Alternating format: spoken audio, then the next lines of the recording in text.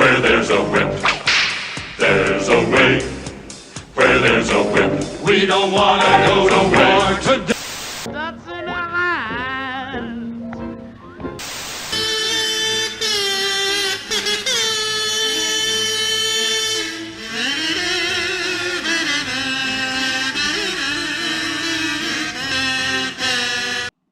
Hey everybody, it's Rings of Power time. Oh my gosh, I love doing this when everybody's exhausted and doesn't want to talk about Rings of Power. This is my favorite thing to do. Ah, hell, it's only one episode. I'm energized. I'm so ready. As opposed to drag yourself with a 3-hour just debacle. I'm not looking at 3 hours and 45 minutes of this. Oh, it's just a nice sharp 1 hour, you know? It's great. Oh, I need to convert. Hey everybody, we're going into Rings of Power mode. Oh my god. Yay! Look at it. Oh, it's so dynamic. Dynamic. Oh, it's so pretty. It's really good. Where's the Comic Sans? Not Comic Sans, the Papyrus script. Where'd it go? Oh. Papyrus? Oh. Yeah, that's how I know it's Mordor now, not the South ones. Oh, right. I should have. I tried, but I'm not good at creating the the Mordor show up or whatever.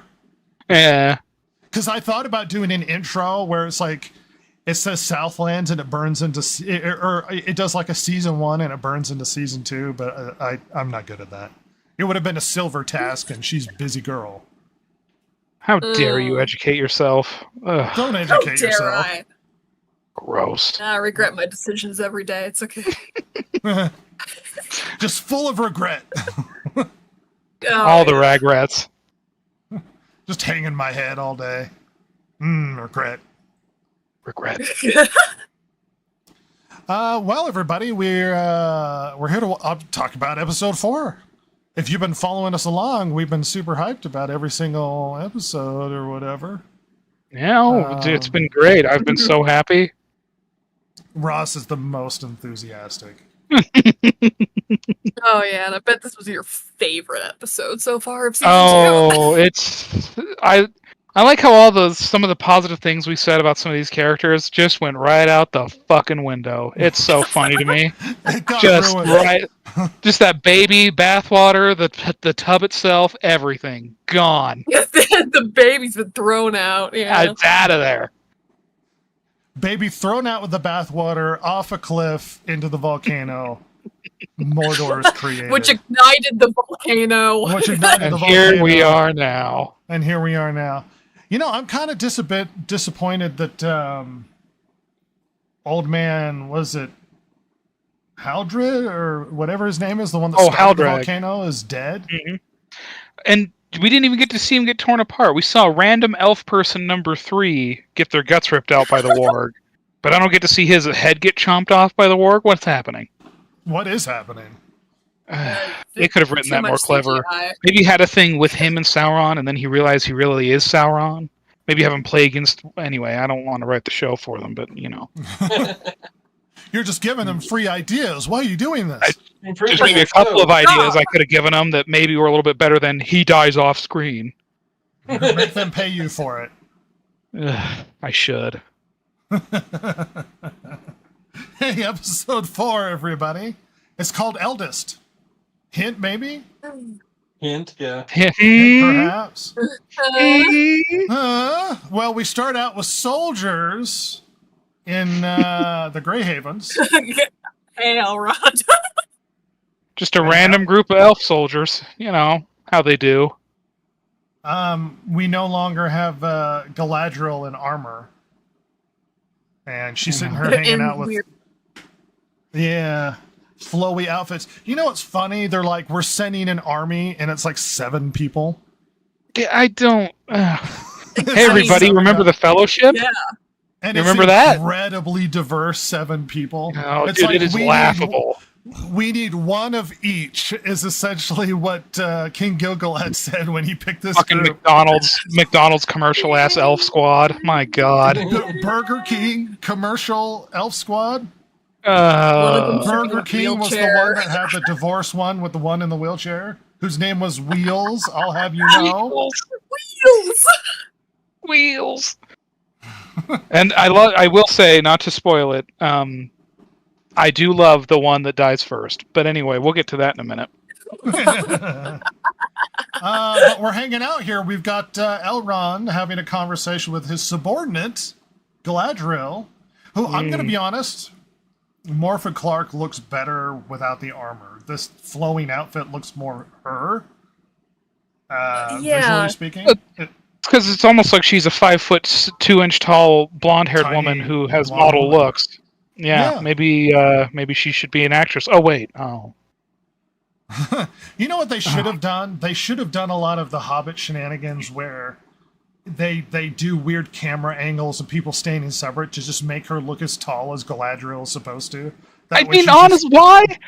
Standing over everyone.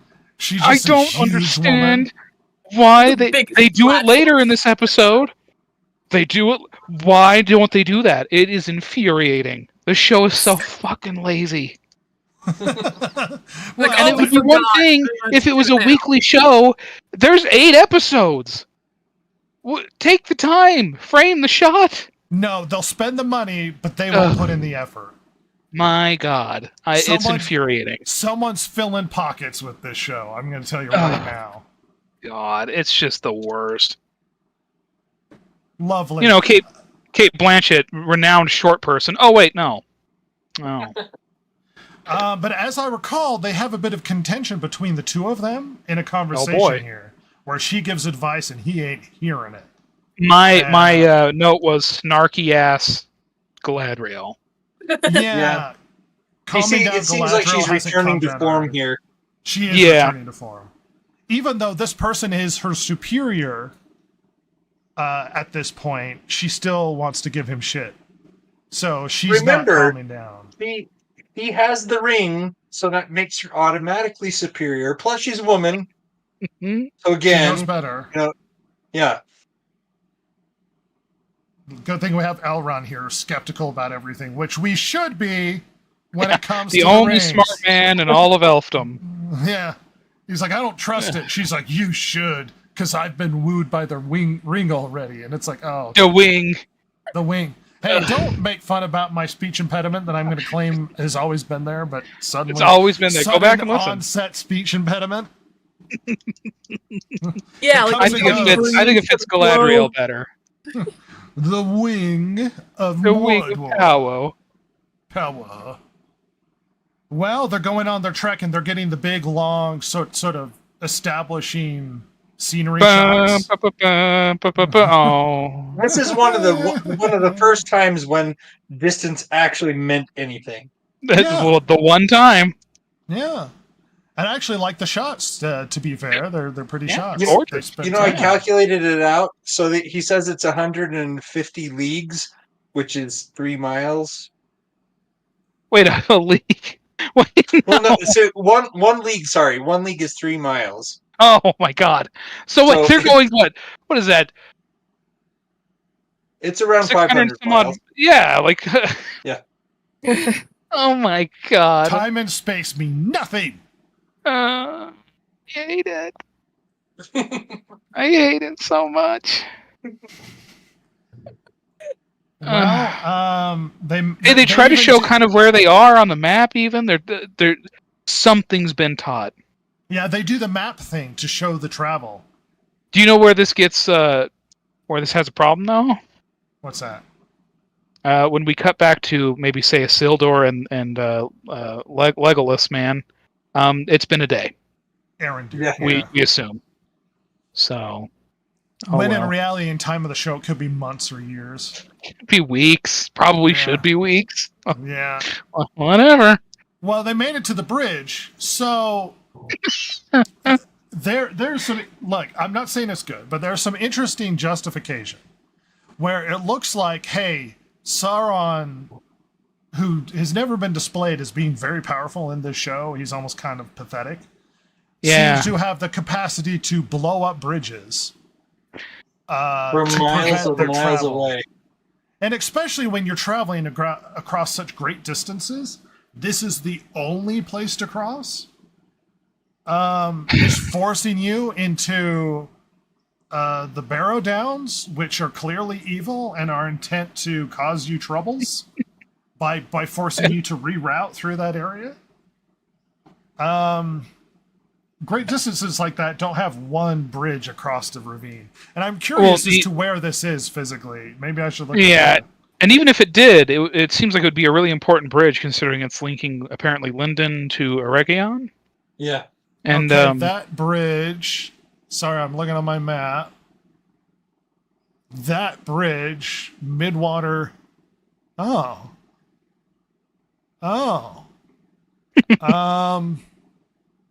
Where is this? Where the hell are you on the map? I'll tell you where they are. The old South Road, maybe? No. My map does not sync up with this one. And my map For me, this all comes back down to bad world building again. Where, like, the reason why they don't show a lot of people passing the hobbits on their way to Bree and then after Bree to Rivendell is because they're picking ways to not run into people. At least that's how I understand it. Yeah.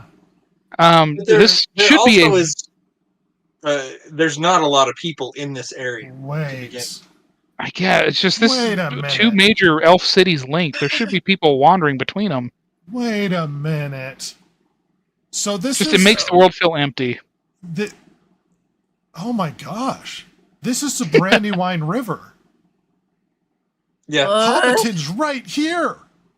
20 miles. No! So this is literally Hobbiton's, like, you cross the bridge and Hobbiton's over. It doesn't even show the mount. Like, where's the Hobbiton should be here. Exactly here. See these little hills? This is Hobbiton. The chosen land, by the way. It is. Yeah. Yes, yeah. I look forward to Nori Baggins heading there. Because I'm literally looking. So for people who don't know, I have a massive wall-spanning map of Middle Earth on my wall. You're not a fan or anything. It's huge. Everybody's been in my room before. You know how big this map is, right? It is large and in charge. Yeah, and I'm sitting here looking at it. Grand as yours, but I'm sitting here looking at it, going, "Where is this?" Yeah, so this is the crossing of the Brandywine, which was a big river. I don't remember there being a massive ravine. If they're crossing here, I mean, yeah, this is the bridge. Because remember, they had to use Buckleberry Ferry to get across. Buckleberry Ferry, yeah. Which is 20 miles from Brandywine Bridge. Yeah, if this is Brandywine Bridge, the Buckleberry Ferry would be down here. And I don't recall. Yeah, Buckleberry Ferry should have been down here. And if this is Brandywine Bridge, I don't recall Brandywine, like this being such a vast gulf that they lack the capacity to cross it in a reasonable way, because there is a ravine. At no point do I recall there ever being a ravine along. I mean, I know I'm being nitpicky, but this is convenience for the story, from what I can tell. Anyway, the bridge is out, and she's like, "I sense evil because of my ring," and Elrond is like, "I don't trust your ring. Like, I don't trust it. Your ring is dumb. If your ring's talking to me, I don't believe it." And she's like, and we get a really good spook movie, scary movie jump scare, which fits with what happens later in those Barrow Downs. Spook movie jump scare? Remind me. Oh, because she she's when he's talking about the Barrow Downs, she's seeing a vision of it, and like a spooky white hand comes out of the darkness of one of the graves. Yeah. And it's like, and it's a big jump scare, and it's like, it's a spooky movie. I'm so hyped about how diverse this group is. I would be very nervous going there if I was the Black Elf. Very nervous. But they haven't done the trope yet in this world, to be fair. Maybe I'm delusional, but it felt like I saw a Black Elf with like a thick mustache, which was awesome. If only elves don't have facial hair, but it would be much better if he did. I'm going to be 100% honest. But this scene belies a lot of contention between Elrond and Galadriel. She's insistent, and he doesn't trust it. My note is, she's back. She's back. She's back, everybody. She's boss babing her way. Oh, and now we're to the stranger, not Gandalf. and he sees a goat, and he just stumbles across perhaps one of the most mysterious characters in all of Middle-earth and Tolkien's lore. It's Tom Bombadil. So stupid. Well, now So to give people dumb. context of Tom Bombadil. Tom Bombadil were short little stories that Tolkien wrote separate from Middle-earth. And he sort of inserted Tom into Lord of the Rings because Lord of the Rings, believe it or not, when you read it, has a lot of, like, the world itself is magical and there's a lot going on and there's mystery and danger. And Tom is one of sort of the random encounters that they come across. This mysterious fellow who, he's a merry old fellow and he lives in a forest. And he has a wife named Goldberry. I love his little, what is it? Tom Bombadil's jacket was light blue and his boots were yellow. Oh, He's a yeah. merry old fellow. He usually had a top hat, a little pointy hat. And he lives in the forest himself. So when it comes to what his context is into the general world, there's been a lot of speculation. I think he's a fun character that Tolkien inserted because people have asked him, who is Tom Bombadil? What does he mean? And he's like, I don't know. He's just a fun character that's there. Because they're like, well, is he a Luvatar? Is he God represented? And he's like, no. He is an ancient being. Some people think he's sort of an allegory for Tolkien himself, sort of a writer insert. I don't think that's true. I think he's a fun character he wrote about previously that he thought would be fun to put in Lord of the Rings. And that's it. Tom Bombadil doesn't live here in Rune. Nope. He lives far to the west. Well, but Closer no, to see, the bridge. he was here when it was still Yeah. trees. He says it was still a forest, and then it changed. So Okay. it's still okay. Well, and I think the excuse would be he traveled or he moved. Which I don't. and I know very little about him. Oh, go ahead. Sorry. So from the first book, Lord of the Rings, doesn't Frodo and Sam encounter Tom Bombadil right after the Barrows? No, right before. Well, Was it right before? Was it right before? Right It's before. where they were just It's right when next they to each other. encounter Old Man Willow, wasn't it? Yes.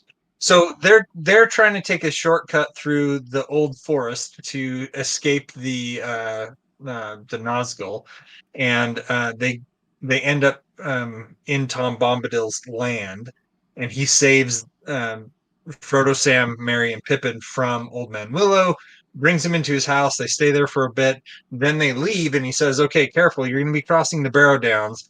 Stay away from the Standing Stones." And they end up not paying too close attention to that, and then Frodo or Sam, Merry, and Pippin all get captured. Frodo doesn't, possibly because of the influence of the ring. He's able to summon Tom Bombadil. Tom shows up and says, "Okay, I'm going to get you to Bree," and so he takes him the rest of the way to Bree. So he's like, "I'm just going to keep you from screwing things up again," and that's basically all he does. Yeah, it just for some reason seemed with this occurring right now in Rings of Power, with the elves coming across the Barrow Downs, and then, oh, here's Tom Bombadil in another place. It's kind of a nod going, hey. It is kind of a nod, but he is so out of place here. Well, it's such So a lazy Yeah. reference. It's so Yeah. lazy. It's like, hey, It you would've- really like the other content, you're unhappy with the changes? We're just going to steal things from previous work. We're just It going to would've made steal more him sense. from Lord of the Rings. Yeah. It would have made Do we more have a sense for non-counter? Elrond and company to run into Tom Bombadil than it makes for the stranger to run into Tom Bombadil. Well, they Yeah. even recreate him being eaten by the tree. Yes, which is so dumb. I thought immediately, I'm like, Look at that skinny What? little leg. There's Look at that another skinny one little of these chicken trees? leg. So I guess to my next thing. We should have a nod counter, and then at Oh. the end we'll just add them. It's gonna be Yeah, broken. So let's just try and keep track of it, how many nods we can find. So how many did we see so far? 3? Okay, Tom Bombadil's 1, the tree is 2. Would we include Tom Bombadil with the tree and Goldberry, or are those separate? there's like each of those is a nod. I would say. Yeah. Okay, so Hold on, I'm three gonna get there. out my nod tracker book. Silver is the keeper of the references. Yes. You'll need to rewatch the first 3 episodes. The out of At least context for this references. episode. Oh, We'll do the nods for at least this episode. 'cause okay. it's stupid. All right, so we have. I we wish I had decide the 3? capacity to add a counter on the screen. So do we decide 3 nods? Yeah, All right. Yeah. Plus, I mean, the Barrow Nod. Downs, I would say, is another nod. That's Yeah. another nod. Yeah. I All right, mean, nod. because it We're at shouldn't be 4 there. nods so far. Hold Great. on, I'm gonna see if I can't do something. Let's see. Trying to make a nod counter. I'm trying.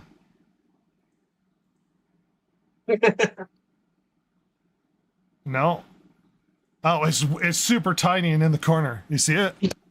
Yeah. Now I'm gonna put it over here. Oh my god, it is microscope. Oh, there it is. Ah! Yeah, the nod counter. I'm gonna try and change it as time goes on. Super excited. All right. So he gets eaten by the tree, and he's just dead as far as we're concerned at this moment. Yeah, in but he's time. been turned to mush and the tree is eating him. Yeah, he's consumed. The tree Thank lusts for blood. God. Really different story if he dies at this point. Man, Actually, they're not. really Nothing running through changed. these angels, huh? Nothing changes in the rest of the world if he dies at this point. Not yet, at least. Not a thing. Maybe Nori goes home. Well, we got Nori and Poppy waking up from being thrown by a twister Yeah. for YouTube videos. Get it, Get it? Ross? No. Oh. I'm sorry. So is this a nod to Wizard of Oz? No, my Sorry. God, we can't do that. No, we'll I get think too in it's the a weeds. I think it's a nod to Twister 2. Twisters. There we Twisters.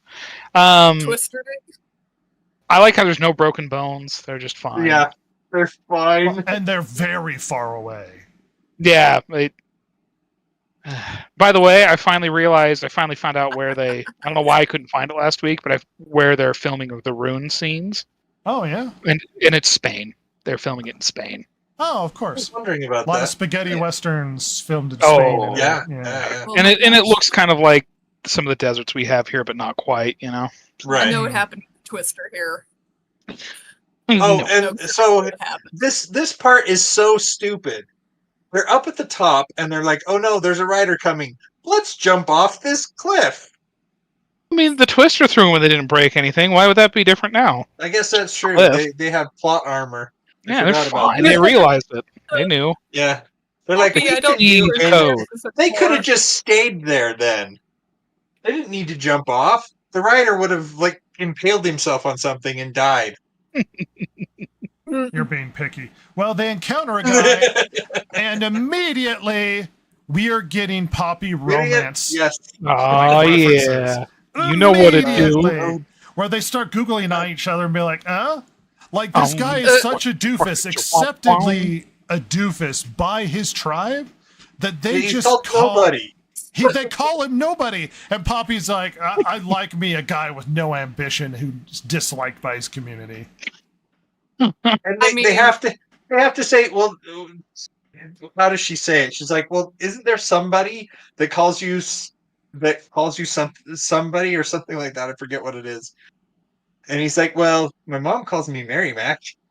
It's like, oh my God, finally, you idiot. That's your name, my friend. I don't know why they're so upset that he stole water like it means anything. Yeah, what you mean what they were just I'll doing? tell on you. I mean, I don't think they were just because they know this guy's a moron, so they're just trying to get him to do what they want. That's fair. I think he's a big idiot. You water thief, even though water is scarce. Anyway, he leads them back to their village, and this is a village of the Stewars. Now, Where are the by the way, Stewars? the Stewars This is in a- the lore are a river people. This This is is- desert. Well, these are the people that Gollum comes from, Ah. the Stewars. On top of this is a perfect opportunity of hobbits who live in a very sunny climate, who would have more melanin in their skin, to have a very darker in general population, which would have logically made sense. Yeah. But instead, it's still very diverse for some Yeah, reason. and I was like, oh man, they actually did the thing. And then there's just a blatantly white person, like as Yeah. white as me, and it's like, well, they tried. No, they all should have been Like, not even browner. tanned. Yeah, not even tanned. just in the darkest winter of England, white. Like, oh, Yeah. okay.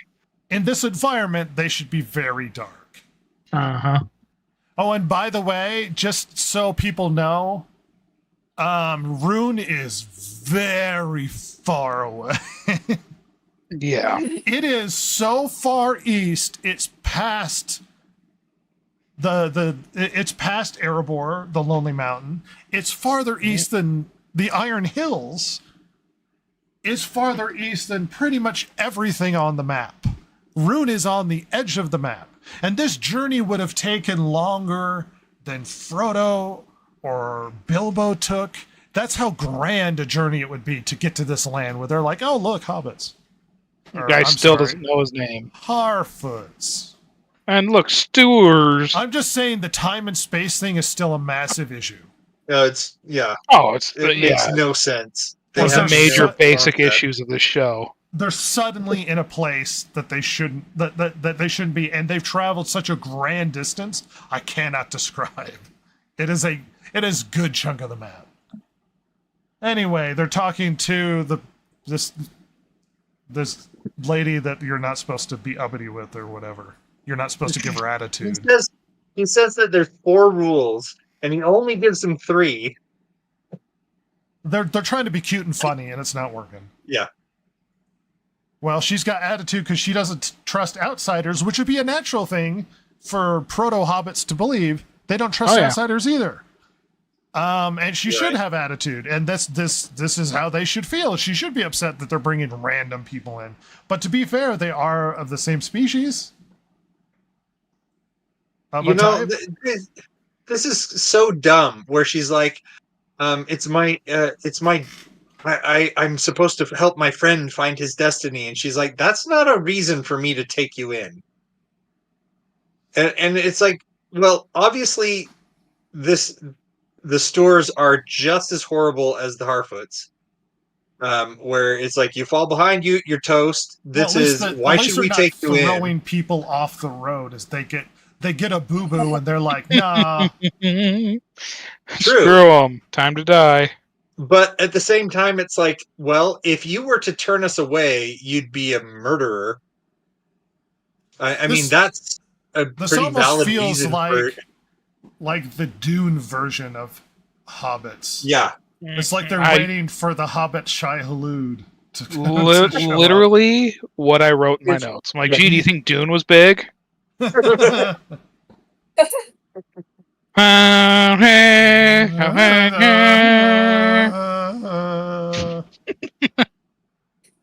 Giant worm with the tiny arms and a big face. He's our god emperor. Yes. Anyway, this is where he says that they talk about the Grand Elf. Grand Elf, yeah. Anyway. And it's not even his Oh. original name. Why do Oh. they feel like they have to keep doing winks to get? Is this a nod? Hey, you need to. The- Yeah, that's the- a nod. So the Nod. official is everybody accepting this as a nod? Oh, Silver absolutely. Silver Yes. being in charge of this. I mean, it's Oh, yeah. subtle. Yeah, No, that's- it's not a 2. Sorry, I'm trying to do this without looking at the keyboard. There it is. There's a 5. All right, it's a nod. Silver's in charge of nod. Nope, don't want to play it. Grand This is Elf. great Anyway, big grand elf. Oh, the God. Gandalf. Oh, well, they get dirty looks. Dark wizard, and they even go, it's like, oh, he's a wizard because wizards are bad. Because there's this dark wizard who's kind of a a-hole You to dark wizard. the stores. Oh my gosh. And the Dark Wizard makes no sense. None whatsoever. Here's Slim Shady gonna drop some rap albums. Oh, some sick verses, some sick bars. Well, and apparently our boy lost. Some more Lost. deaths off screen. Yeah. Yep. Well, he knows where not Gandalf is, but he doesn't know what happened to the Harfoots because they disappeared. I don't know why they're his sole concern. They have zero authority or power of any kind. Go kill what are essentially children to us. Well, The weird little freaks. They're trying to get not Gandalf they're trying to get the stranger to do what they want, and so they're going to threaten his friends. Yeah, but they can't get to him because Tom Bombadil is too merry a fella. And letting the tree eat him. See, Yeah. this is also another thing that people who are non-Tolkien fans are not going to understand about Tom Bombadil. He is extremely, extremely powerful. Well, yes, but no, they're just going to like, see some dude. He's almost outside the universe is the problem. Yeah. Like, he's not subject to the rules of anything. Because literally, Frodo gives him the ring, and he puts it on his pinky, and he's like, and he gives it back. And it's not because he has greater power than the ring. It's because the reason why hobbits are very resistant to the One Ring is because they don't have desires of power the way normal people do. Their desires are very small. Like, I want to sit and smoke and eat and tend my garden. And that's why they're very resistant. Not 100% resistant, but very resistant. Tom Bombadil the best way to describe it is he lives in a small bubble. And the realm he rules over is his. Yeah, and he has all control over that realm, but outside of it, he does not care. So when it comes to the greater problems of Middle-earth, he doesn't care. It doesn't interest him. No, he doesn't give a crap about what's happening. So when they're like, "Oh, we're worried about Sauron," he's like, "I don't know." He's like, "Things come and go. I'll be fine." He rules his own little world, and he's safe in his own Which is exactly why it's so stupid that they put him in here. With his Cornish accent. To put it, he puts the ring on, and it has no effect on him because he has zero desire. It can't play on his emotions because it means nothing to him, which is funny when they're in the Council of Elrond. And I think it's the Council of Elrond. They actually bring up, maybe we should bring Tom Bombadil because it doesn't affect him. And Gandalf is like, he cares so little for the events of the rest of the world, he would probably lose the ring because it doesn't mean anything to him. But that's what's so weird about Tom Bombadil. He's sort of a weird outside character who has no sort of place. He seems like an abnormality in the world. Yeah. And it's hard to place him in the greater lexicon where even Tolkien is like, yeah, he's weird and I'm not going to explain it or even try. He's not going to fix it. And it's not that I'm saying he doesn't have the capacity to fit it in the world. I don't think he wants to. I think he wants to keep it as a fun little mysterious character. Yeah. That's hard to understand. I don't think he wants to explain it. I think he wants to keep it mysterious. Yeah. And the song, so I added a nod because the song, it not just him freeing him from the tree, but the song he sings is the exact song from the book Lord of the Rings. Yep. So yeah, that's our nod here. Oh, I don't want to play it. And he apparently gives the tree a bit of a rub down, and it lets him out. And here we go. He's taking a bath. Again, this is so dumb. Tom is talking to his wife, Goldberry. And then he comes in here and the stranger's like, "Were you talking to someone? Is somebody else out there?" And he's like, "No, there's just me." Why would you lie? Well, he says it in a quirky, more fun way where he's like, "Is somebody here with you?" And he's like, "Yeah, you are." Yeah. And it's like, oh, way to avoid the question. Anyway.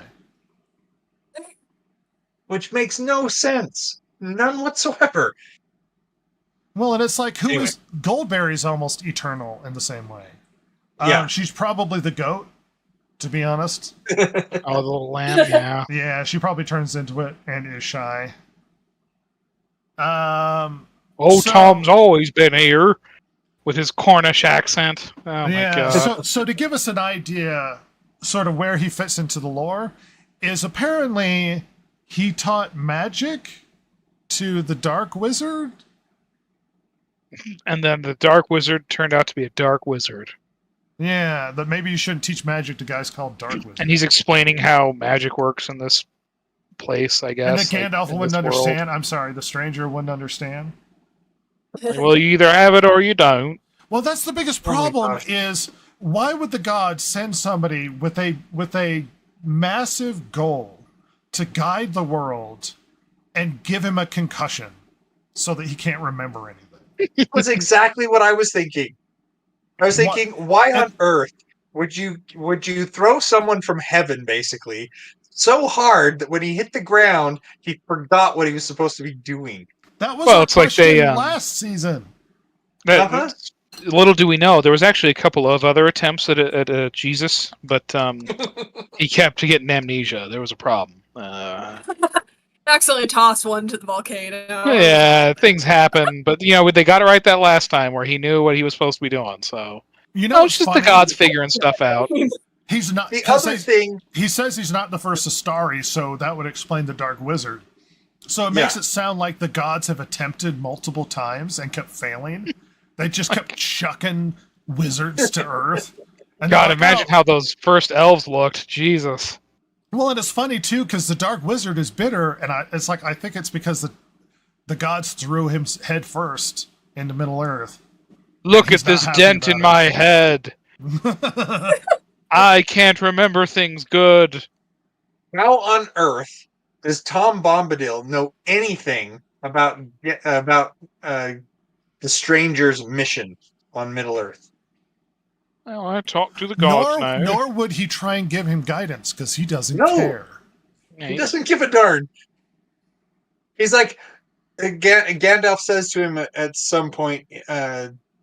Actually, you're not there yet. He's still talking about himself being the eldest, The eldest which of is everybody.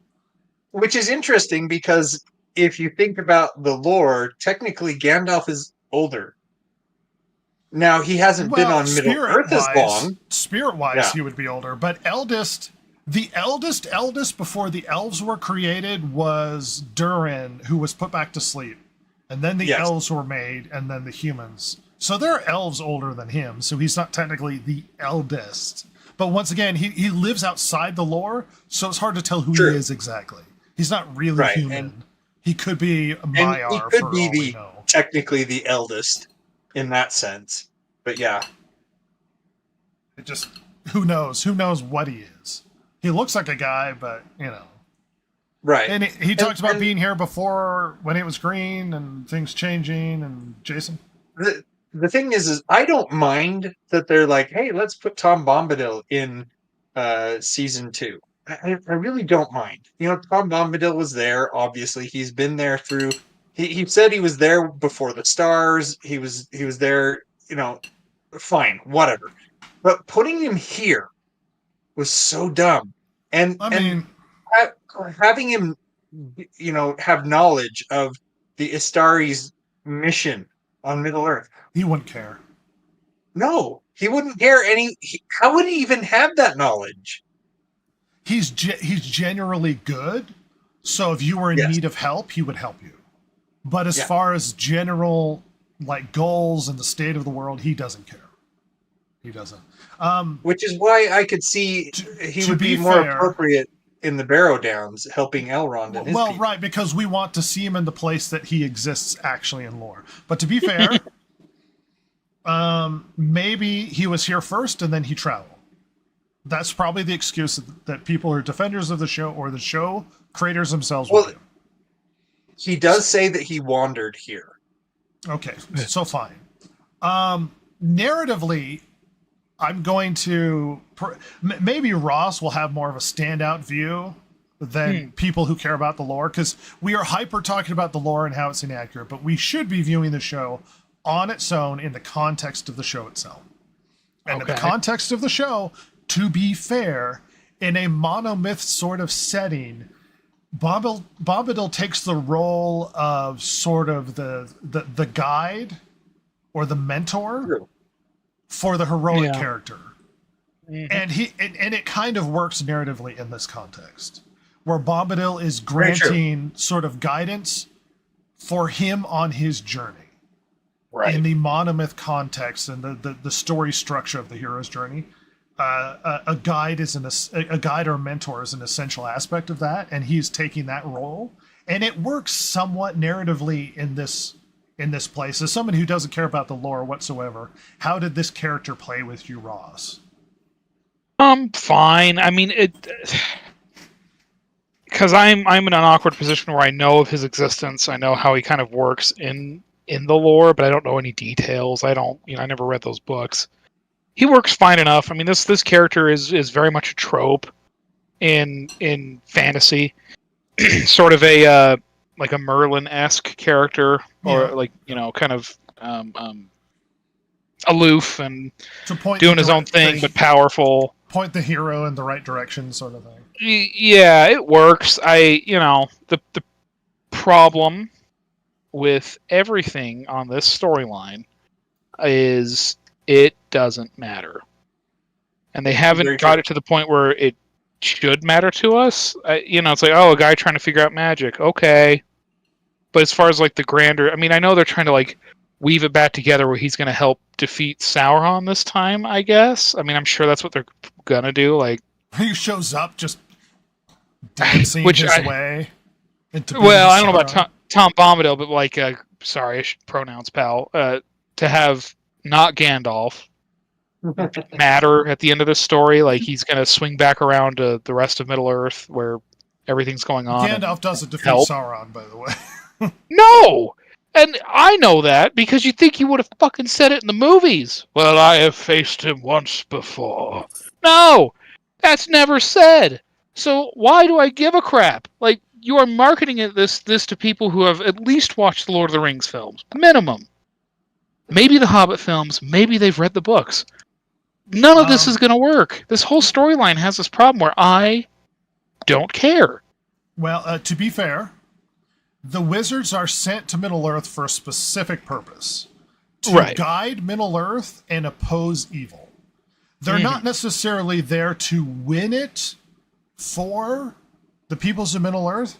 They're there to help sort of whisper in the ear and guide humanity and elves and dwarves into opposing evil. Right. And Saruman was directly supposed to be a counter to evil in Sauron. Gandalf is supposed to be over the realm of like the mortals, like men and hobbits and that sort of thing. Yeah. Radagast is supposed to be over the wood, like nature.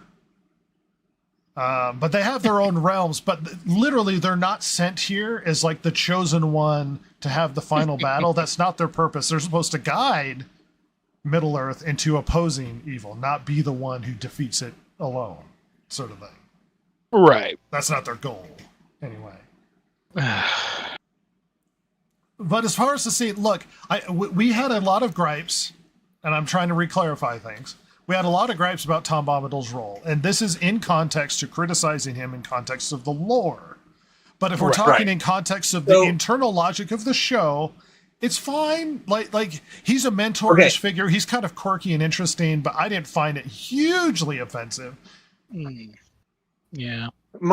If I separate Tom Bombadil Which out we have from what to. I know of him from the lore, having him be the mentor to Gandalf is not necessarily a problem.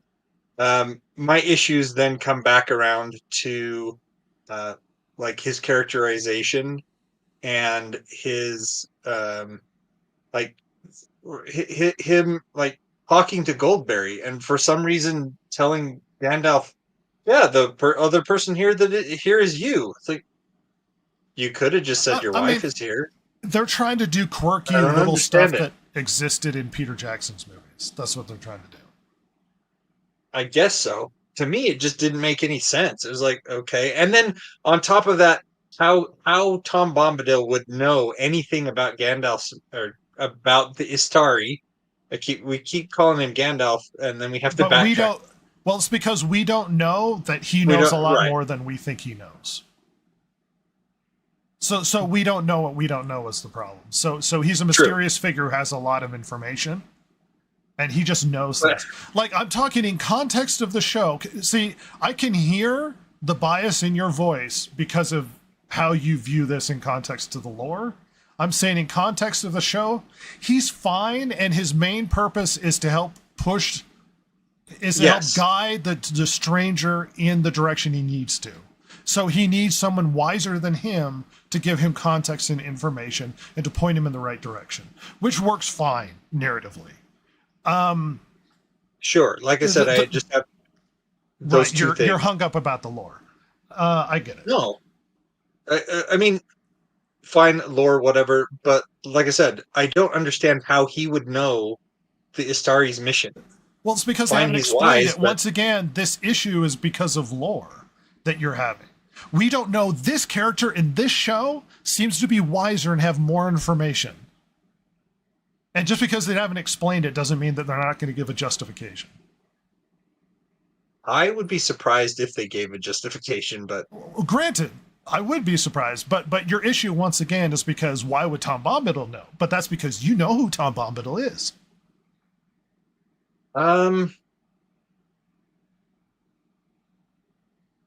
I think I would have a problem with it even if it wasn't Tom Bombadil. If it was just somebody that they invented for the show. Well, why? Well, if he's like, oh, well, this is who's a majig. I'm your mentor now. I'm going to teach you how to do magic. I know why you're supposed to be here. Why? Well, right. So your question is, who is this guy? And the best reference they have is he's very old and very wise. They haven't given us more context than that. But again, if he was there and he had that knowledge, why wasn't he doing the job? Because that's not his job. As far as his attitude seems to be, he's like, well, that's not my job. That's your job. You're the one that's supposed to defeat Sauron or whatever.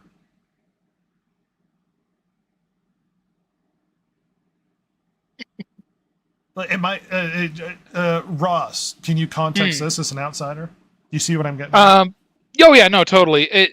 The show, he will either have some aloof, mystically, like, oh, a wink and a nod, that's what I do, like kind of explanation, like, of why he knows that. It's fine. It's very mystical and not mystical, but like it's very mysterious, and like it fits for this, I guess. Like, again, I agree with both of you that they're probably not going to pay it off the best because they never do in this show.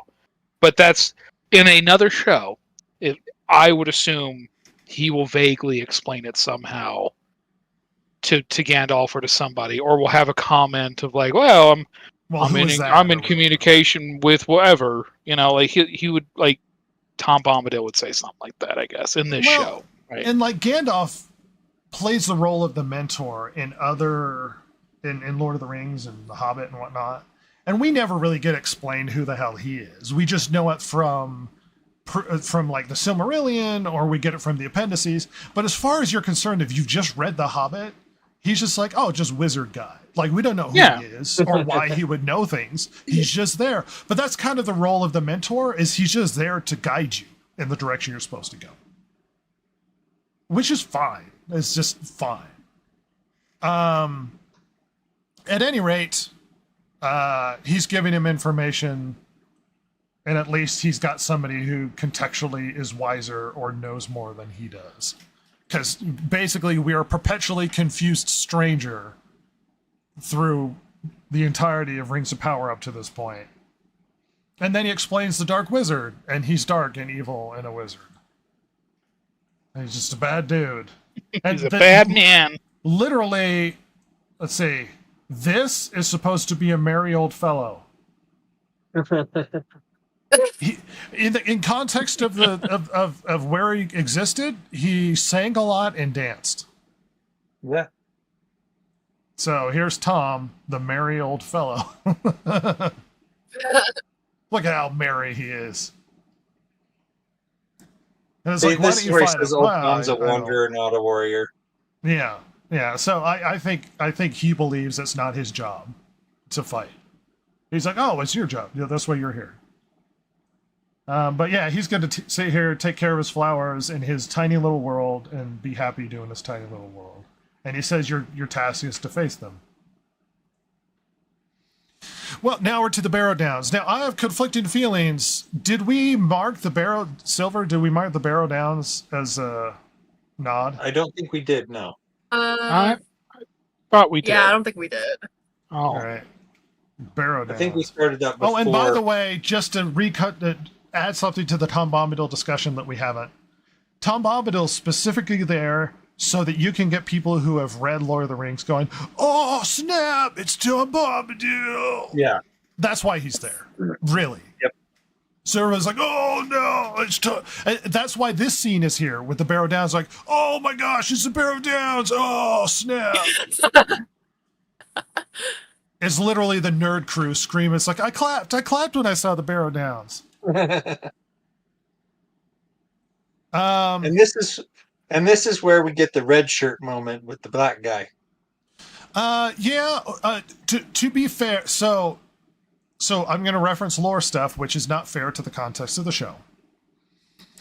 The soldiers who were dead in the Barrow Downs, it was my understanding that they died in a war involving Arnor and Fornost in the war against the Witch King, which hasn't happened yet. I read an article, and they were talking about the Barrow Wights and stuff. And that was one of the things that they pointed out was that the Witch King of Angmar was involved with all of this. Right, that's why they're cursed. We don't have yet. Yeah. That was what I recall from the lore. Yeah. The other thing that I recall from the lore that doesn't seem to be holding up here is that the Barrow Wights moved in. That these weren't their actual tombs. That these were the tombs of like kings of men, and the Barrow Wights were either found it and moved in later or were encouraged to move in. Yeah. And take over the place. I just wanted to point out that these graves wouldn't be here, nor would the Barrow Wights. Right. This is way too soon. Okay. Obeisance to the lore aside, we have this scene. Now, as someone who's been very critical of the show, I'm going to be heretical. All right? okay. I thought the designs of the Barrow Wights was really cool. Yeah, they were. Looks good. I Genuinely. really like the effect of the smoke going in, almost like they're consuming darkness or bringing in, the mist, as opposed to it going out. I thought it was a spooky effect of the reverse of what the mist sort of be. It's literally being drawn into the barrow as opposed to like it's exuding from it. Yeah, I like that effect. I agree with that. Galadriel's very suspicious of everything, and she thinks she knows better. And also, Naturally. she has wisdom beyond everybody's capacity to how to deal with these things. But when they finally present the barrows, and not only did I think that they looked cool, but they were animated really well. Yeah. And I really liked Barrow how Wights- I like how they moved. It was very creepy in the presence of how they did it. So The Barrow Wights were probably the highlight of this part of the show. Or of this episode, anyway. yeah, so I'm not They're insane. really, And I know really everybody nice. wants to be hypercritical about everything that happens in Rings of Power. But I mean, They get some stuff right. I just need little moments of adventure. As much as this doesn't make any sense, and the Barrow Wights wouldn't be here, and contextually it's dumb. In terms of the story, Sauron takes out the bridge, which forces them to go through the Barrow Downs, which is, last episode, if you recall, we don't know how in the world Sauron killed the messenger. This is how he killed the messenger. This is So how they they paid were- off and they explained what happened. He basically tricked anybody trying to get messages through to go through essentially Evil Town and get killed by scary ghost monsters. Which works narratively. It explains something. There's a payoff as much as it's not a great story written. There is a story structure like somebody competent wrote it in some capacity. Am I insane? Yeah. I mean, I think it works. I think the inherent problems I have with this, with the bridge being out, with the Barrow Downs existing right now, even lore stuff completely aside, whatever, that's fine. Is it all serves to make the world feel even emptier yet again? Same problem that I have with it, the fucking spider being Shelob, is it makes everything tiny.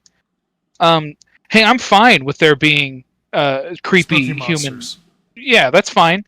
Where the hell are all the humans? Where are these human civilizations? Are they gone already? Who knows? Because every human I've seen is either a grub person or a Numenorian. Yeah. So, it's just infuriating in that sense. Your point is precisely what I've been thinking. Yeah. I like the Shelob stuff because it's random evil encounter. Like I said, you don't have to ruin Isildur's journey.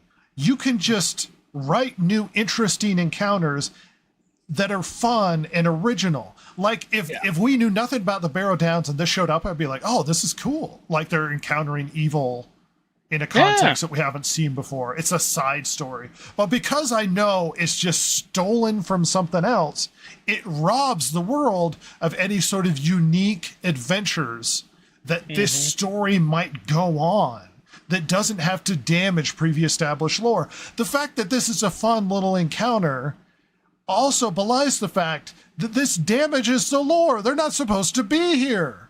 Mm-hmm.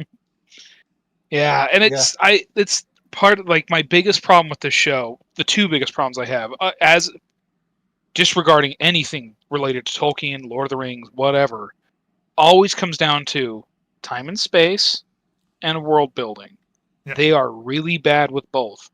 Because, just have a scene. And granted, it's a pain in the ass, I'm sure. But reuse the weird set they're using for the human town in the old Numenorian colony. Where the fucking elf crew is walking through a human settlement. Make me feel like there's something going on in this world outside. Like, my understanding of Tolkien's world is that it's not like Warhammer, where the second you step outside of a settlement, you're dead. You're done. You will not survive. It's horror. That's not like that. Yeah. No. I never thought Lord of the Rings was like that. Now, once you get closer to the border of Mordor, maybe don't do that. Screwed. But, just drives me insane. There's supposed to be 9 rings going to these human kings. I've seen one guy who's maybe a human king, and that's fucking it. So where the hell else are they going to go? Like, oh my god. Oh, not Halbrand, the Numenorian. But I was like, Halbrand? Farazon. Yeah. Yeah, Farazon. That's it. Like, that's my biggest problem with the show is the world building fucking sucks. It's so bad. There were a number of human kingdoms up in the north, way before Gondor and everything during the Second Age. Yes. I would have loved to have seen them. I know this show won't do it, but, it would have been nice. Well, in this era, Arnor, I don't know if it's established yet, but no, it wouldn't be, because Arnor and Gondor are products of Elendil and his sons, Isildur and the other one. Because Gondor hasn't been established yet, we don't have Arnor yet. But there were other kingdoms up in the north. I'm trying to remember. And it's just like, for me, it's just like, lore doesn't support it, or it would, but it would be more Numenorian. I mean, this show doesn't care about that anyway. So just make up stuff. Right. I mean, whatever. Like, fine. You don't have to steal previous content, the nod counter, essentially. Yeah. Like, and you know what? Like, did you see? I don't know. Have you seen the actor's portrait? Mr. Kaner Scott in the corner here? Oh, see, X-ray wasn't working for me when I was watching this episode. It's actually one of my notes at the top of my page. Is X-ray wasn't working, which infuriates me. Yeah, Kaner One Scott, thing Prime does his profile picture, a ghost. is the spooky ghostman. Spooky Ghostman. As far as the encounter, it's fine. I was mostly enamored with the cool looking ghost monsters. Black Elf, watch out! Oh, no, the chains were kind of interesting. Very cliche, Yeah. though. Just sort of. very. There's actually a nod right here to the Lord of the Rings. I didn't realize it until we were talking about nods and stuff. But the fact that somehow Elrond knew to take the weapons from the barrows, because that's what Frodo used in the Lord of the Rings to damage the first barrow wight. I mean, I suppose it's a nod. It's like he's supposed to be wise, I guess. But yeah, okay. He does. He says something like, the legends say that these beings can only, or the barrow wights can only be damaged by the weapons that they were buried with, something like Only that. the blades with which they were buried will return such creatures to rest. Yeah, that's it. Oh, Wow. wow! Oh, Silver, wow. what did you think about this scene? Look at that stink face. Yeah. She's horrible. I hate her. Just the main thing is like I liked the way that they looked. Yeah, that's cool. Also, when you were looking at the cast there that popped up on the side, did it also show there one of the Nazgals as a Barrow-wight? Yes. Is that yes, what it did. just showed? Oh my gosh. She's Didn't getting that a lot work? of roles. Yeah, filling out that IMDb, man. We got Sexy Isildur. Look at that profile picture. Well, they're hanging out and they're looking around and they're like, "We're looking for Theo. He buggered off. What happened to him?" And there's discussion about how to find He's him. trying to get through to that kid. Gotta get through that kid. I've got to get through to these kids. Julie's key. And they're like, "Oh, where is he?" And they find an arm and a smashed man. Smooshman. And they're like, "Men didn't do this." And there's just, this scene is really nothing. There's a slight debate about how to find him. I don't know how the town would give a crap. Right. Yeah, considering all the probably refugees they've seen, Well, and he's going out on his own. It's his doing. it's his problem. And then they have Well, a little not only moment, that- another shipping moment between these two. Yeah. The fact that everybody is they have the wild men that are out in the woods and stuff. There's no guarantee that you would be safe hunting for Theo, either as a group or individually, because they've already had run-ins with the wild men. Well, anyway. Can I they say go that I was so looking- glad to see Arandir being smart in this episode? Like Oh, yeah? he's actually like making intelligent choices and being the wise guy. You know, This Like, show is the guy loves with- Arandir. At least they're not making him just a empty vessel. They're doing something with him. I mean, They still are not doing great, something with them. but Anyway, they're walking through the. This is such a pandering. Okay. So praise, another random encounter, fun. Yeah. I like random encounters. They're fleshing out the world, giving it character. Stuff is happening.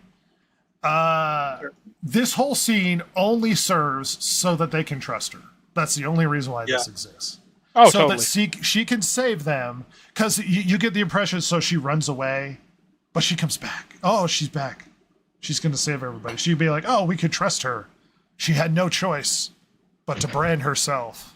She pulled up that big worm guy with a stick. Worm looked really cool. Yeah, Yeah, it did. my note said King Kong ass looking monster. Yeah. I mean, it literally looks like Jackson's King Kong. My That's in the main bottom of that pit. criticism is they get swallowed by a giant worm monster and they come out like nothing happened. Well, and like its mouth is not that gaping. it actually has little things to cut you in half. So, Well, stretchy worm mouth. I don't know. ew, I hate everything about that. My main gripe is they were swallowed by a worm monster, and it's like, it's fine. And Aaron Deer's like, we're going to eat it. Ugh. That was my issue with that scene, is they just spit out cleanly. They're covered in goop. They're covered in goop. Well, I didn't say clean. I said cleanly, like damage to their bodies. Oh, Yeah. yeah. No, there should be at least It's a not like cut on their eyebrow. They all took a shower. Of course they're. Well, I can see him right here. He's covered in goop. I'm not insane. Brett, you're going crazy. Are you in my head? Very much so. Oh no. Well, we're back to other hobbits. Oh my gosh. And they're having conversations. Ugh. And she basically goes, "Oh, we're related. Now I trust you." Yeah, what You was were- the name again of the guy that they were like? Something Saturn. stupid. Burrows. Sadok Burrows. Sadok yeah, and they're Burrows. Oh, they live underground with the stewards, like the. He was that not weird here. prophet. He's related to that weird prophet man generations ago. And They were apparently, looking for nice rolling hills where they could live underground. This is totally a nod. Like, Well, look, the- Hobbiton! the Hobbiton has turned into Zion for the Yeah. hobbits. Zionist hell! Oh my god!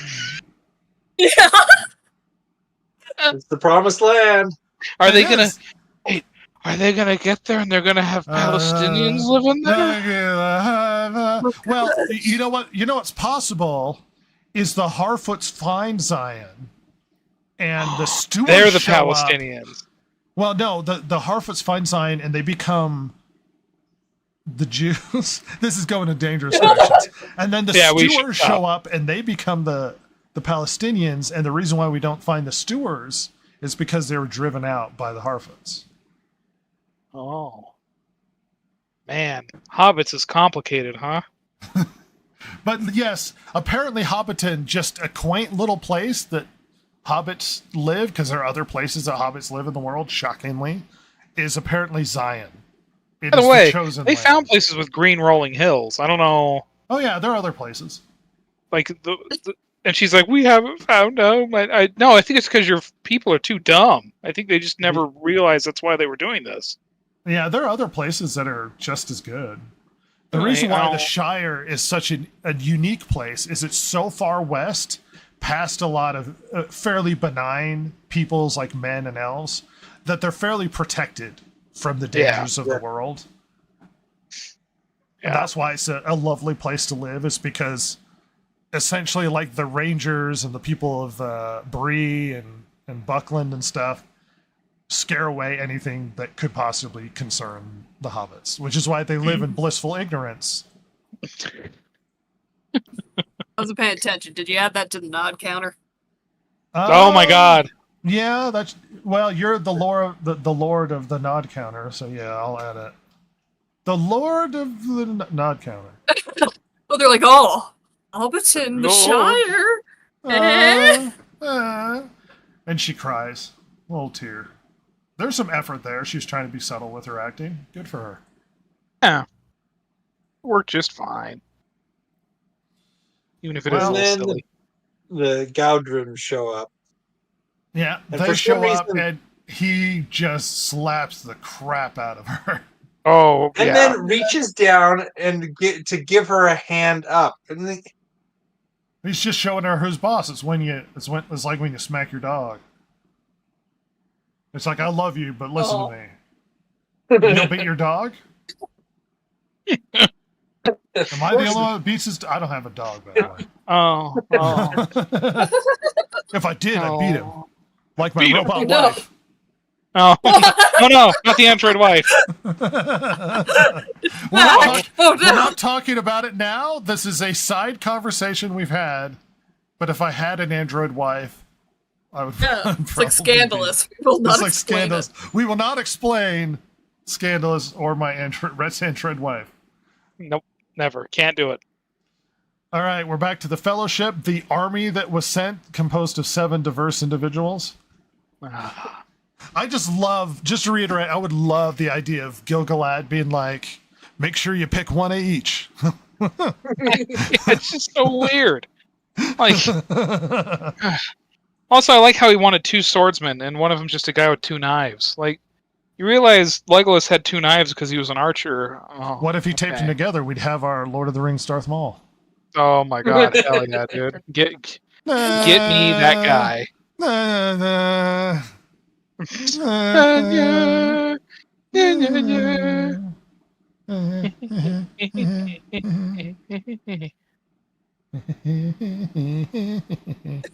Galadriel, she's really mean. She's got that ring and she doesn't like Elrond. Even her profile picture, she's not smiling. She is stink facing her profile picture. Hell yeah, dude. this woman.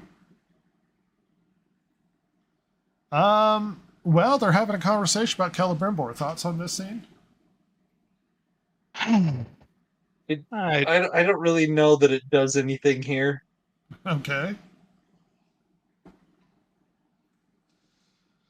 Well, she does. She's desperate to convince him that the ring is trustworthy. But it's funny. Even the show is cynical. She's like, "Oh well, she gave you the ring." He's like, "No, she's saving the ring. She's not saving us. She's saving the ring." Near the end, even Elrond is like, "Oh, screw this woman." Good. We heard drums in the deep swamp. We find a key. Not a lot's going on. Showing trust, and she takes his sword because she's gonna kill him. And then he tries to talk her down. It's like, oh, I can't trust her. Let's shoot her in the face. That was my conclusion.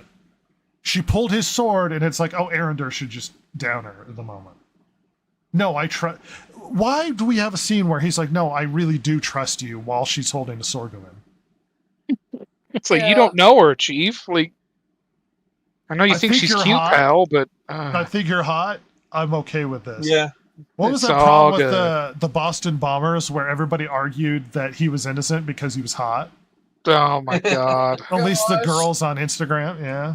Yeah, the Zarnarev brothers. Hey, everybody, remember the Ents? Oh, this is a nod. No, absolutely, it's a nod. Just for the Entwives alone. Should Rhett we do called it, 11, but was also one wrong. for Ents, one for Entwives? Yes. Yeah. Oh, Because they I was had- going to say they had no, both. but all right. Okay, thoughts on this scene? Ents are stupid, and I now hate them. Burn Because them they're all. mad that that other races use a thing that is very obvious for the development of civilization, and they're mad that they did that. I never They're got like, the impression. Did you use tree? Yeah, well, I never got the impression that Treebeard is necessarily upset that people cut down a tree. It's that they were deforesting.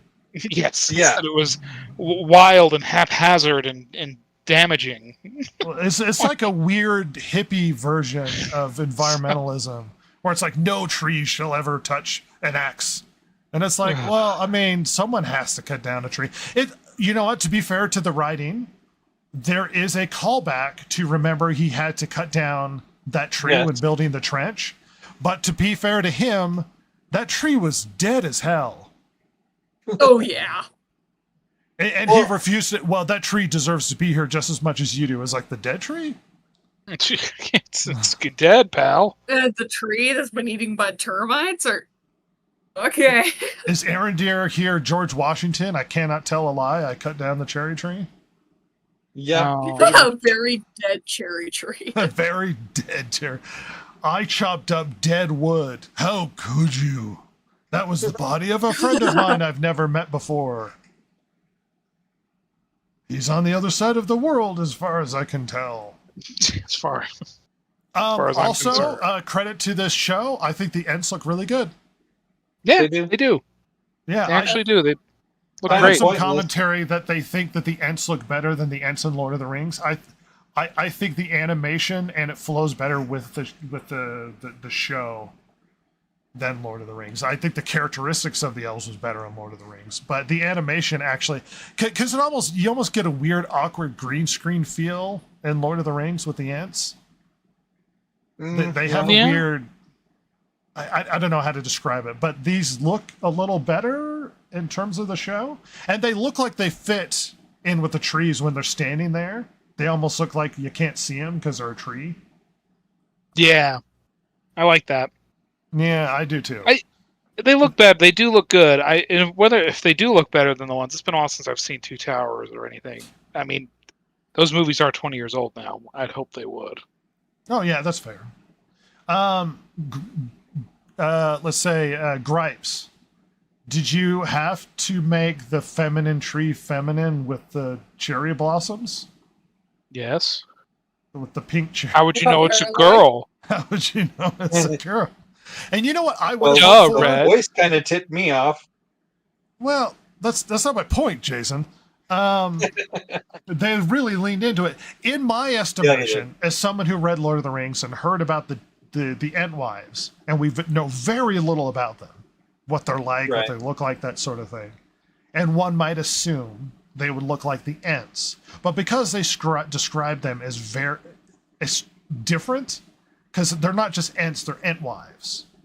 And because they're described as qualitatively different, in my mind, when I originally read Lord of the Rings, I thought the Entwives looked different. Were just different than the Ents. Here they're just giant cool trees like the Ents. What's that, Jason? Treebeard in the book does describe them as different than them. He says that because they were more interested in like growing, like gardening as opposed to like forestry growing, that they became bent over and they're like they had kind of hair, but it was kind of frizzled because they stayed out in the sun all the time. Okay. Well, my point being taken, yeah, I thought they would look a lot different. So I suppose I would count that as a negative, because my expectation is the Entwives they would be clearly different from the Ents. Yeah. And instead they're just as tall and just as imposing as the Ents and that sort of thing. The Entwife felt way more violent. Yes. She's got mama bear problem because everything's her children or something. He's like, no, how dare you kill tree? And you know what? The nerve of Arendir to cuck the Ent standing next to him where they're having a hand rub. Is that how you... Oh. Do you think she was getting some out of that? They have a moment and they hold hands. What did you get out of it? I thought it was Arendir trying not to get squished. I didn't feel that he was like... wooing a lady so she doesn't shoot him? Huh? Wooing a lady, pitching a woo to the cherry tree lady. Yeah. Jason? It was a weird scene, but I didn't feel it was. I didn't feel he was like trying to flirt with the tree. But the fact that she ripped a blossom off of her head and handed it to him, that was kind of weird. Off a little lock of hair to give to somebody. You don't do that. Why do you think I'm bald? I trust you, Elf. I tend to, if my hair gets too long, I use scissors and, cut it off, but I can't feel my hair being cut. I would imagine that this growth coming out of her that, something like a flower is a little bit more involved than a hair, and she's just like casually yanking it out. Well, and it's odd that she goes, it takes an age for forgiveness, and immediately acts like she's forgiven him. Yeah.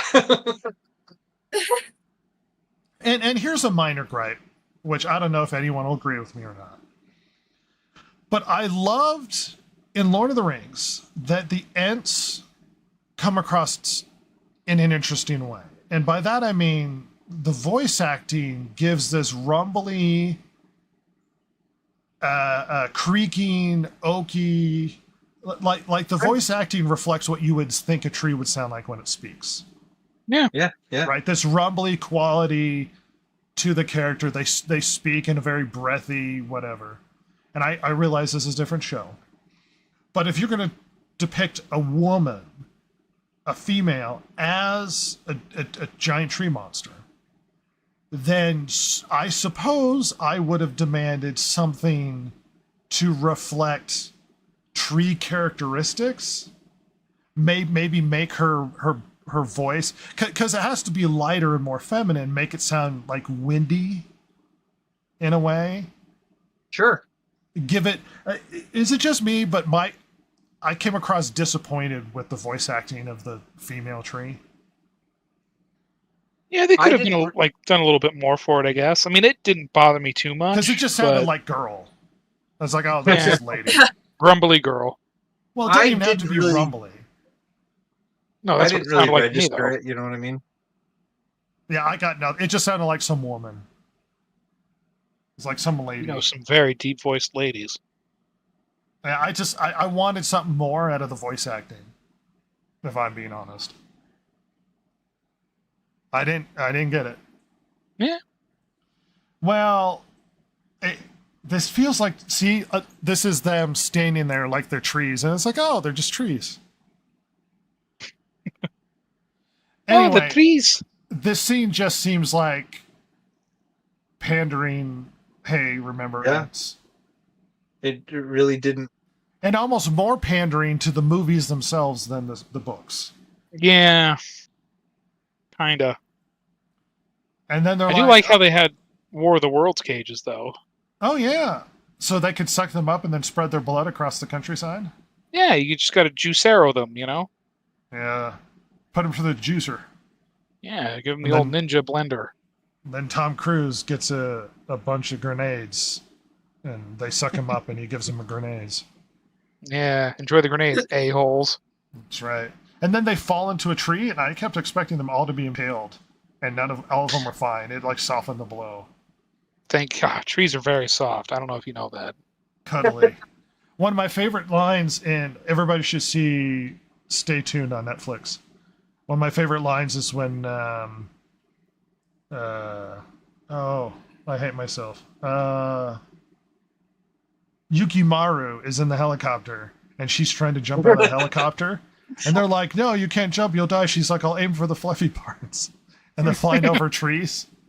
Oh my God. So funny. I love that show. It's so good. Well, this lady's free. To make another season. And after pulling a sword on him, there's a massive amount of trust because he thinks she's hot, and they're gonna have a little kissy moment. It's her husband. Oh no! Oh no! It's her husband. Oh, poor. Not her betrothed. I hope he dies bloodily so they can meet up later because everybody's shipping him hard. Aaron feels nothing for your human love. He had a human lady, and now she's dead. Died mysteriously off screen. It is kind of nice that Theo and Arendir here kind of make up, and Theo isn't such a tool as he appeared. Theo's before. a massive teenager tool, and it made no sense for him to be butthurt because Theo's trying to be. Arendir's trying to be a good stepdad, and Theo ain't having it. And Arendir loves him in his own weird, awkward, elfish way. Theo's such a douche. He is a douche. Well, they made out. Oh, more map stuff. They have been leaning on map stuff a lot. It feels like they're trying to do Game of Thrones-y sort of stuff. Well, Lord of the Rings as well, but they heard my complaints specifically about what's going on and where are we. Yeah, they just need to put in that red line. I expect a check, Bezos. Well, we found the orcs conveniently. They ran right into them, and they're moving across the countryside. This stupid thing. Well, I know how Jason feels. And so they're sitting there watching him, clear as day, standing out here, and the orcs shoot an arrow, and one of them gets hit Because they were just randomly shooting arrows at a They were horse. randomly shooting arrows, and they In a- managed to hit one of the elves. In a complete comedy like shot. Like Yeah. Seriously. I laughed out loud when this happened, and I was like, "Wait, why did you film it like that?" Well, and they're like For a a minute- mile away, and the elves can see them clearly, but they can't see the elves. Well, the elf eyes. Yeah. Well, I don't have So, elf eyes. I can see them. The camera is an elf eye. Hello. Well, then give me a filter to tell me that I'm in the body of another person. Yeah, do a dramatic zoom in to show how far away they are. Well, So they're sitting. do a camera thing where there are two pointy ears on either side of it. Anyway, Jason. So bad. So they're sitting there. They're looking at the orcs. The arrow comes flying in, hits the dude, and then they're like, "Oh crap, we're under attack!" And it's just the orcs shooting at a horse. Yep. And the orcs can't hit. The orcs are like stormtroopers here. They only For hit some what reason. they accidentally don't want to. Yeah.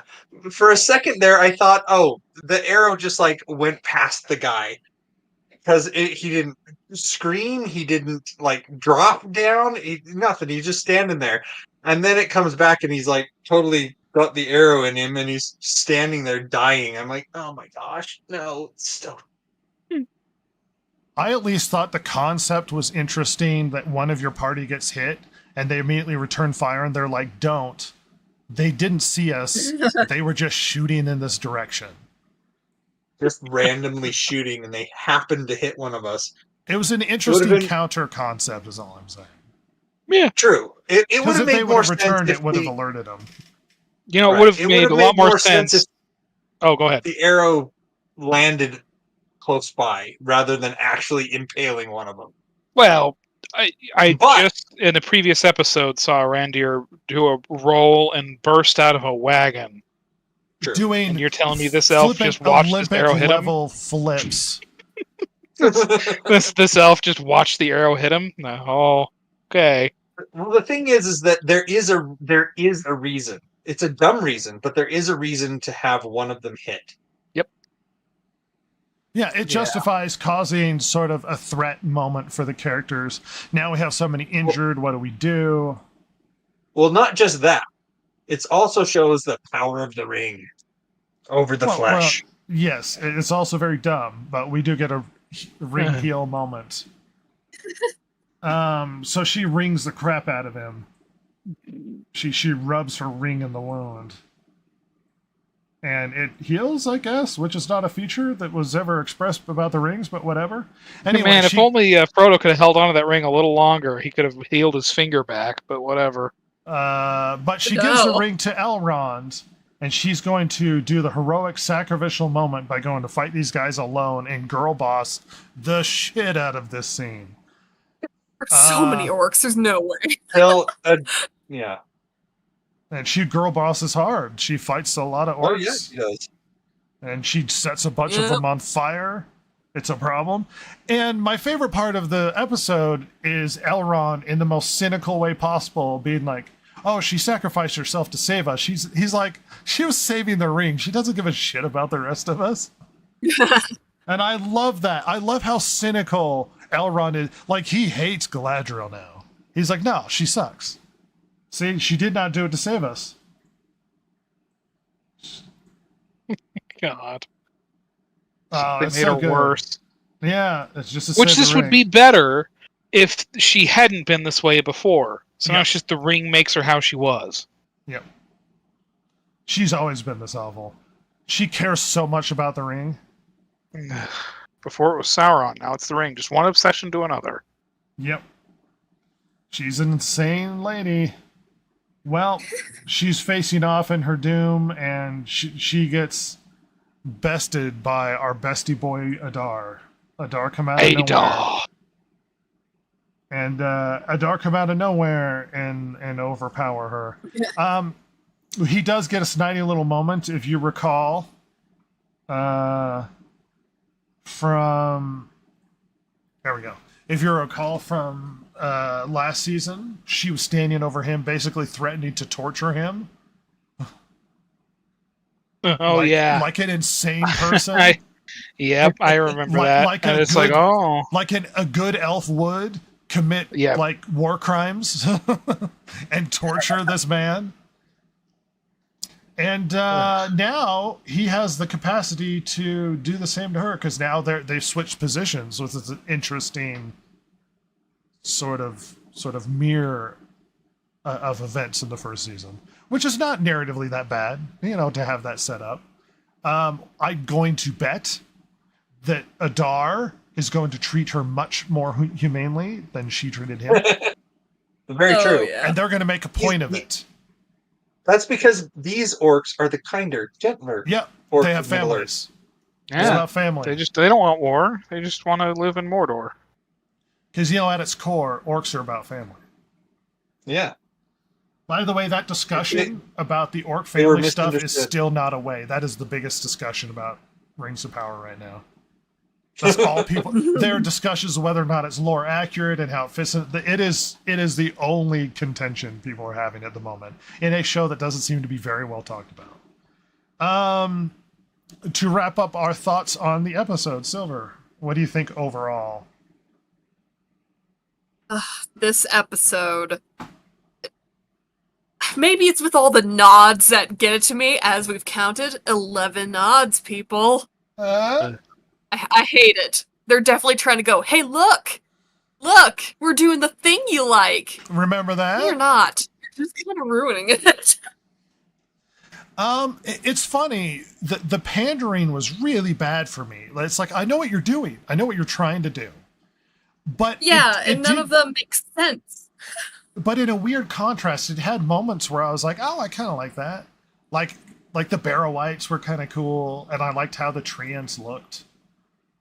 There were a couple of moments that were all right, but then it inserted itself with a lot of pandering, which felt so hollow. Because it's not, there's no original thought to it. It's just them leaning into, remember Lord of the Rings? Huh?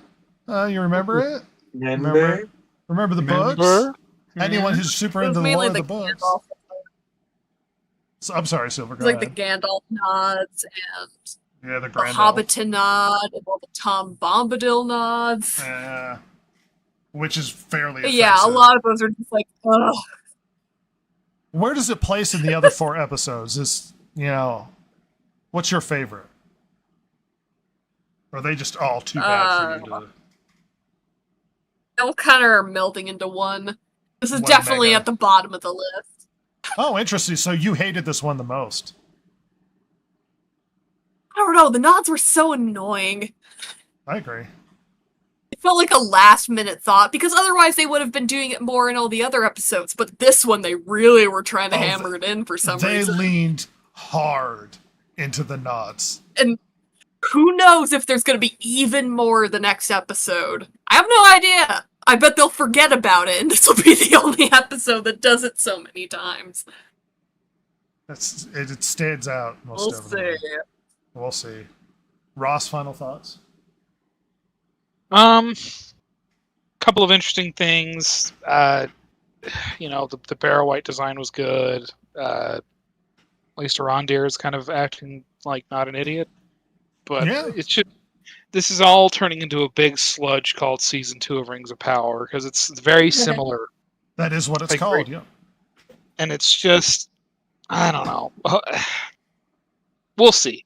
I'm hoping there will be an interesting episode at some point, but Tom Bombadil didn't really do much for me.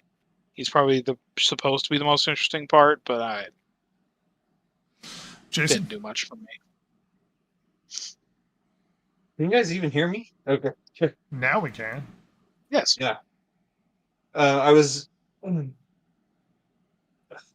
I think is by far the worst episode of season 2.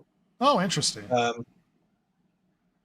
We've already gone over the couple bright spots that were in it, but by far the first 3 episodes for me were mostly just boring. I actively hated this episode. Stuff happened and you didn't like it.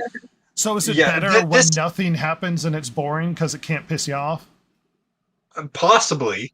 I mean, the thing is that they had stuff going on in this episode, but I don't think we've progressed the plot at all.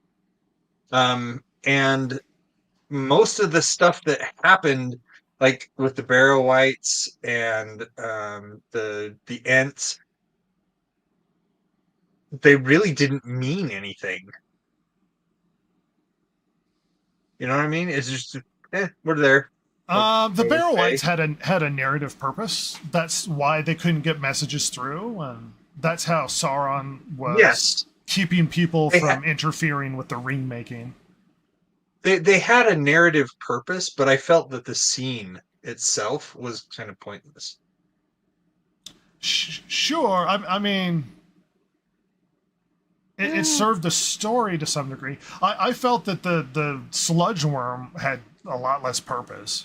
Like, just, well, why is this? Yeah, it was just in there to. Well, the purpose was to get them to trust her and to take off the manacles and stuff. But again, right, you could have done that in one conversation, but instead they stretched it out to sludge worm and then campfire and sword pull and then him trying to save her with the Ents. Like, all of that could have been gone away.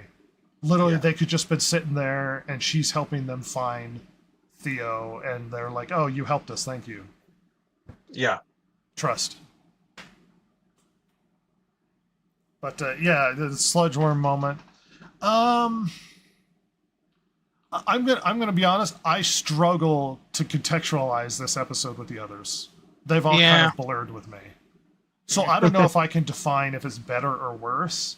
I think I found more things that were fun in this episode than the other ones. Maybe it's because something happened and the other ones are boring. But it's I would literally have to rewatch all of this to give you some sort of idea of which one I liked and which one I didn't. Don't do that to yourself. Yeah. I think this season has more going on, and if you don't have hangups about the lore, this might be more persuasive to a general audience to be interesting. I don't think the general audience is showing up because they're gun shy from the horrifically bad season 1. Yeah. But we'll see how that goes. And we're only halfway through the season. They could surprise us. Anyone want to bet that things are going to get suddenly better? No. Suddenly going to like it? I doubt it. And I know it's attractive. Come on. Come on. I know it's attractive to be negative about shows because negative sells. I am not purposely trying to hate the show. I was purposely this last episode trying to find things I liked about, and I thought the Barrow Whites looked cool, and I thought I liked how they moved and how they were designed. One of the hang-ups that we perpetually end up having is we define things in terms of the lore and the context of the shows, of the previous works, so Lord of the Rings. And to be fair, the show deserves to be compared to previous works because it's using the moniker of Lord of the Rings. However... Well, not only that, but it's also nodding to blatantly so.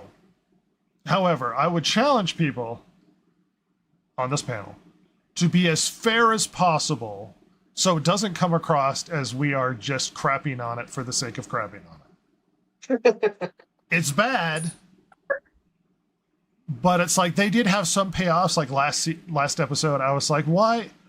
Like, why is this messenger dead? Did he sneak up on them and stick them or something? But it's like, oh, they explain it with the Barrow Whites. They are trying to pay off a story thread. They did none of that season 1. There was no story thread payoff. Everything was just chaotic and stupid.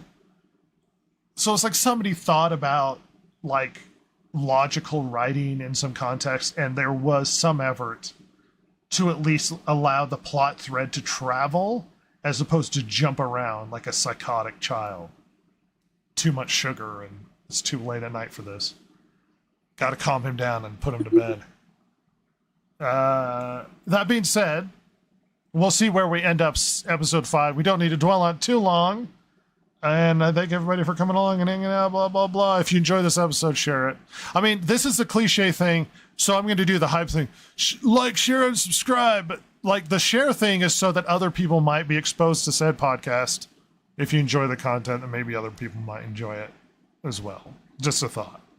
Let's get out of here. However, and end this travesty. Goodbye. Bye.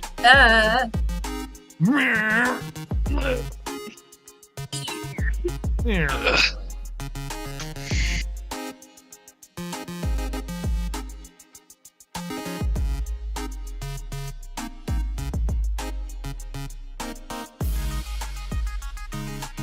If you like the show, follow Rhett, Jason, Ross, and Silver, the world's most lethally stupid internet personalities, on Twitter at DG Podcast or on Instagram at Distracted Gamers. If you liked or hated what you heard here today, you can email them at thedistractedgamers@gmail.com and share your feelings. Not that Jason would care, since he hasn't any, of course. Oh my God, it's so juicy!